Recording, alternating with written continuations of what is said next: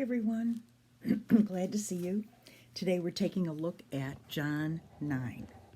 I finished John 8 last time and now I'm going to move on to John 9. And this is a little bit of a shorter chapter, so I'm hoping we'll get through the whole thing. And I'm just going to start right at verse 1 and kind of stop here and there as I have thoughts, because this is just my thoughts on whatever I'm reading. Okay, as Jesus was walking along, he saw a man who had been born blind from birth. Rabbi, his disciples asked him, why was this man born blind? Was it because of his sins or his parents' sins? It's interesting to me that they right away want to attribute it to sin. We do that sometimes, don't we? Like we think this went wrong because of that, And sometimes some things that happen in our life are consequences of our own actions, of our sins. Some things that happen are just because we live in a fallen world. If you were never a smoker and you did everything to keep yourself healthy and then you end up getting cancer, that's not because of your sin. That's just because in our world, things like that happen because it's a fallen world. And so let's see how Jesus answers the disciples. It was not because of his sins or his parents' sins, Jesus answered. This happened so the power of God could be seen in him. So that's one great thing that we can learn about this, is that when something bad happens, at the time that it happens, we just need God's strength to get through it. But afterwards, God can bring all kinds of good out of that if we allow him to. So this is what Jesus is saying here. God is going to be glorified through this blind man. He said, we must quickly carry out the tasks assigned to us by the one who sent us. The night is coming, and then no one can work. But while I am here in the world, I am the light of the world. Remember in verse 8, that was his statement, I am the light of the world. So right after that statement, now he sees a blind man. This is probably not an accident. And it's not an accident that John puts this chapter right after that one. First, Jesus tells us, I'm the light of the world. And now he meets a blind man. Who needs light more than that? Who's in total darkness more than a blind man? So, we are now in verse 6. Then he spit on the ground, made a mud with the saliva, and spread the mud over the blind man's eyes. And he told him, go, wash yourself in the pool of Siloam. Siloam means sent. So the man went and washed and came back seeing. Oh, he's so excited. His neighbors and others who knew him as a blind beggar asked each other, isn't this the man that used to sit and beg? Some said he was, and others said, nah, he just looks like him. But the beggar kept saying, it's me, I'm the same one. They asked, who healed you? What happened? And he told them, the man they called Jesus made mud and spread it over my eyes and said, go to the pool of Siloam and wash yourself. And I washed, and now I can see. Where is he now? They asked. I don't know, he replied. All right, so now, of course, the Pharisees are going to enter the scene, as they always do with every miracle. Then they took the man who had been blind to see the Pharisees, because it was on the Sabbath day that Jesus had made mud and healed him. Why is Jesus always doing these things on the Sabbath? I think it's to prove that helping people, doing good things, doing what God wants you to do, that's what's important, not these little tiny rules we made up for ourselves about how to observe the Sabbath. The Sabbath is there for us. We're not there for the Sabbath, Everybody needs a day of rest and a day to focus on God. Once a week or actually part of every day you could do that. But these Pharisees had made up all these little tiny rules, and Jesus is flaunting that by doing good works on the Sabbath. So some of the Pharisees says, this man of Jesus is not from God. He's working on the Sabbath. And others said, how can an ordinary sinner do such miraculous signs? And there was deep division of opinion between them, or among them. So here's this group of people. Some people say he's a demon. Some people say, but how can he do God's work and do good things? He's healing? I don't get it. So the Pharisees again questioned the man who'd been blind and demanded, what's your opinion about this man who healed you? And the man replied, I think he must be a prophet. The Jewish leaders still refused to believe the man who had been born blind and could now see. So now they called in his parents. It's not good enough that they're trying to find any way out of this, I think. Here is this man who was blind and now he can see, and he says, I think he's a prophet.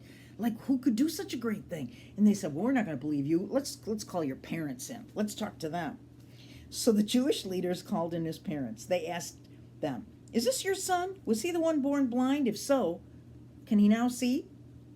His parents replied, we know this is our son, and he was born blind, but we don't know how he can see or who healed him.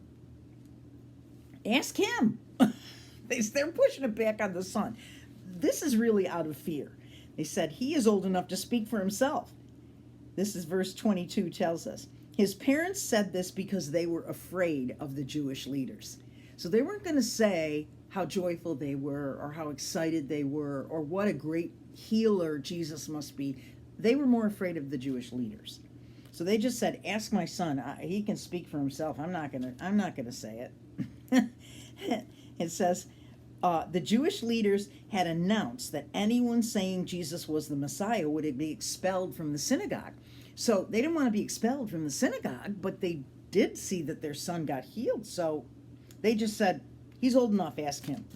So for the second time, they called the man in and said, God should get the glory from this, because we know this man, Jesus, is a sinner. Well, now the blind man is put on the spot. He has to say something. So here's what he says. I don't know whether he's a sinner, he replied. But I do know this. I was born blind, and now I see. I love that testimony, and I think we ought to take an example from him. He says, I don't know whether he's a sinner. In other words, you're asking me all these deep theological questions. I can't answer that. All I know is what I experienced. I was blind, now I see. We ought to do that more often when we're talking to people who say, why do you bother going to church? I used to go to church and they're just big hypocrites and da-da-da-da-da, And our answer could be, you know what? I don't know about hypocrites from anything, but I do know what Jesus has done in my life. Here's how I was. Here's how I am now. Here's what Jesus means to me. That's all you can really say. You say it from your own experience. Nobody can really fault that. So that's what this blind man is doing. He's saying, hey, I don't know about sinners. I don't know anything about that. But I do know I was blind and now I see. Simple as that, But what did he do, they asked. How did he heal you? Look, the man said, I told you once. Didn't you listen? Why do you want to hear it again? Do you want to become his disciples too? I love that question. He's goading them a little bit. And notice he says, do you want to become his disciples too? That means he's saying he's one of the disciples. That's what he's saying. And he knows that because he was healed, that he believes in Jesus. And so he's saying, do you want to become one of his disciples too? Do you want to have a great experience? Do you want to be healed? Then they cursed him. They know exactly what he's doing. They know that he's trying to get them going, Then they cursed him and said, you are his disciple? But we are disciples of Moses. We know God spoke to Moses, but we don't even know where this man comes from. Well, that's very strange, the man said. He healed my eyes, and yet you don't know where he comes from. We know that God doesn't listen to sinners, but he's ready to hear those who worship him and do his will. Ever since the world began, no one's been able to open the eyes of someone born blind. If this man were not from God, he couldn't have done it. Now, it's a simple thing for this guy. He says, hey, you know what? Sinners, people who don't believe in God, are not going to be able to access God's power. And if God healed me, then God must be on Jesus' side. Jesus must be God. He must be the true Messiah. Now they're just going to get back at him. They're mad. And they say, you were born a total sinner, they answered. Are you trying to teach us? And they threw him out of the synagogue. There's a price to be paid sometimes for following Jesus. People are going to sometimes maybe make fun of you, or they don't want to be around you. Oh, you're a goody two-shoes. I had a friend who was very complain about the fact that she was a Christian, and at work, many of her colleagues would say to her, "Oh, here she comes. We better, clean up our act. Here comes Miss Goody Two Shoes." But let me tell you, when they got in trouble, when somebody in their family got sick or they were having an issue, guess what? They went right to her and said, "I know you pray a lot. Would you pray for the whatever this situation is?" And she was like, "Hey, you can pray. I don't have a direct line to God. Anybody can go to God." So she just continued to be herself, and that's what this man did, and he suffered a consequence. They threw him out of the synagogue. Now Jesus heard about this. He says, this is verse 35, I think. When Jesus heard about what happened, he found the man. Okay, now remember, this is kind of the pattern that he did with the other people. The other healing with the man that was paralyzed, that went into that wanted to get into the water. First he healed him physically, and then he came back and found him and healed him spiritually. So that's the other notion that I think we could learn a lot from that too, like especially when we have missionaries in other countries. If they want to experience the love of God, you meet them first by giving them water, by giving them food, by giving them love, by giving them education. These are things they need, And this man first needed the physical of healing, and then he could address the spiritual. And so what happens is when God shows his strength in that physical way, sometimes that will turn people's hearts so that then they seek him spiritually. And that's crucial, I think, in spreading God's word, is that we need to be loving first. We don't need to be preaching theology at people. We just need to be loving to them. We just need to love them, love them. And show the love of God first. And that's kind of what Jesus did here. But then he found the man, because he knew he'd been thrown out of the synagogue, And he says, he found the man and he asked, "Do you believe in the Son of Man?" So now he's getting right to the heart of that spiritual thing. And the man answered, "Who is he, sir? I want to believe in him." So he has a real heart then, doesn't he? He has a heart for God. "You have seen him," Jesus said, "and he is speaking to you." "Yes, Lord, I believe," the man said, and he worshiped Jesus. So Jesus has brought him right into the group of disciples that are following him. Then Jesus told him, "I entered this world to render judgment, to give sight to the blind, and show those who think they see that they are blind." That's how he's the light of the world. He's bringing light into God's plan and showing people who think they know it all already how blind they are. That's what the light does, showing the darkness. And like I've said before, when people do things in darkness, they don't want the light to shine on it, because that brings out the truth, and the truth will set them free if they're willing to look at it and deal with it. It says, some Pharisees were standing nearby and asked him, "Are you saying we're blind?"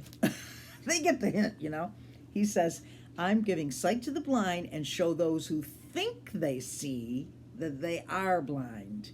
There's a little dig there, He's trying again to get to these Pharisees to make them see they're stuck in their own blindness. They see what they want to see, and they refuse to see that Jesus is from God.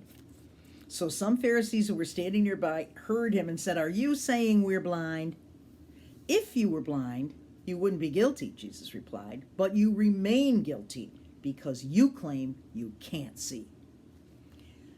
If you were totally blind, you wouldn't be guilty. That means if you never experienced God, if you knew nothing about anything to do with God, then you wouldn't have guilt there, because you wouldn't realize that you had a chance to be in communication with Jesus, or to be his disciple. If you truly had never heard of him, these people have heard of him. They've had a chance, but they've closed off. And so he's saying, if you were really blind, spiritually totally blind, you wouldn't be guilty. But you know what spirituality is like. You've studied the scriptures. You know Messiah is coming, and yet you refuse to see. And so he really is condemning them that way. And he gives more examples in the next in the next chapter, which is chapter 10. But I think I'm going to stop right there for today and just think about that light of the world and let the light shine on me.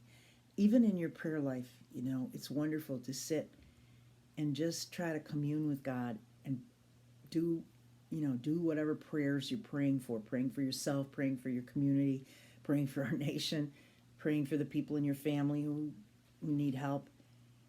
And then just sit and let God's light shine on you. Let him show you things that need to be lit up, that are in darkness in your life, maybe things you haven't really dealt with. Or it could be the light that just warms you and makes you sense God's love. Either way, or both. Kind of cool to think when Jesus says, I am the light of the world. And right after that, he heals the blind. Very, very cool. So, have a great day, and I will see you in the next session with John chapter 10.